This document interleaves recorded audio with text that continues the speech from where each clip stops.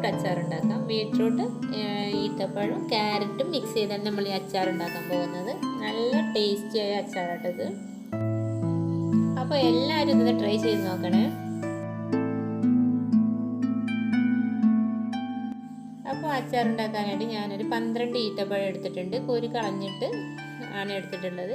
ഇതിലേക്ക് കുറച്ച് വെള്ളം ഒഴിച്ച് ഒരു അരമണിക്കൂർ കുതിർത്തെടുക്കണം. ഇനി ഇതിലേക്ക് ഒരു ബീട്രൂട്ട് ഞാൻ എടുത്തിട്ടുണ്ട്. കുറച്ചധികം വലിപ്പമുള്ള ഒരെണ്ണമാണ് എടുത്തിട്ടുള്ളത്. ഇത് ചെറുതായിട്ടൊന്ന് കട്ട് ചെയ്തെടുക്കാം. ഇനി വേണ്ടത് ഒരു ക്യാരറ്റാണ്, പിന്നെ 4 പച്ചമുളകും.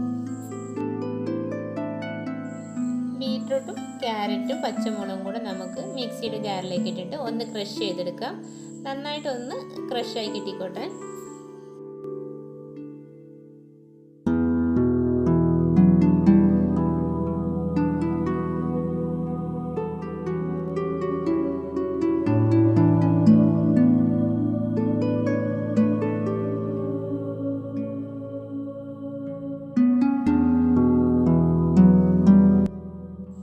ഇപ്പോൾ ഇത് നന്നായിട്ട് ക്രഷ് ചെയ്തെടുത്തിട്ടുണ്ട്.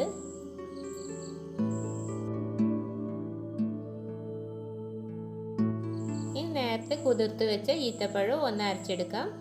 വെള്ളത്തോട് കൂടെ തന്നെയാണ് അരച്ചെടുക്കുന്നത്. നന്നായിട്ട് പേസ്റ്റ് രൂപത്തിൽ തന്നെ ഒന്ന് അരച്ചെടുക്കണം.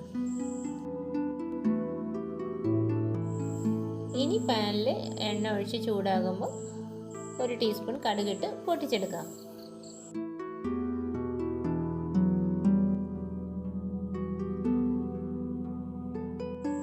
കടുക് പൊട്ടിക്കഴിഞ്ഞാൽ അതിലേക്ക് 1 ടേബിൾ സ്പൂൺ ഇഞ്ചി വെളുത്തുള്ളി ചതച്ചത് ചേർത്ത് കൊടുക്കാം.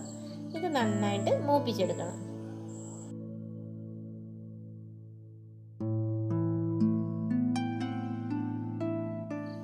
ഇപ്പോൾ ഇവിടെ ഇഞ്ചി വെളുത്തുള്ളിയൊക്കെ നന്നായിട്ട് മൂത്ത് കിട്ടിയിട്ടുണ്ട്.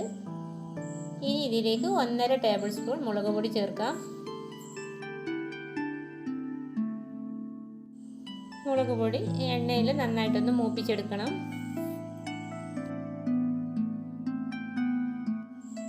ഇനി ക്രഷ് ചെയ്ത് വെച്ച ബീട്രൂട്ട് ചേർക്കാം. ഇതിലേക്ക് മറ്റു പൊടികളൊന്നും ചേർക്കേണ്ട ആവശ്യമില്ല. മഞ്ഞൾപ്പൊടിയൊന്നും ആവശ്യമില്ല. കാരണം നമ്മൾ ബീട്രൂട്ടിൻ്റെ ഒരു കളറാണ് ഏറ്റവും കൂടുതലായിട്ടുണ്ടാവുക. അപ്പോൾ മറ്റൊന്നും ചേർക്കേണ്ട ആവശ്യമില്ല. ഇതിനി നന്നായിട്ട് മിക്സ് ചെയ്തെടുക്കാം.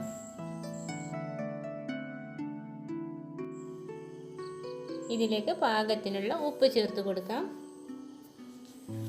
ഒന്നുകൂടെ ഒന്ന് മിക്സ് ചെയ്ത ശേഷം നമുക്കിതിലേക്ക് നേരത്തെ തയ്യാറാക്കി വെച്ച ഈത്തപ്പഴം പേസ്റ്റ് ചേർത്ത് വീണ്ടും ഒന്നുകൂടെ മിക്സ് ചെയ്തെടുക്കണം.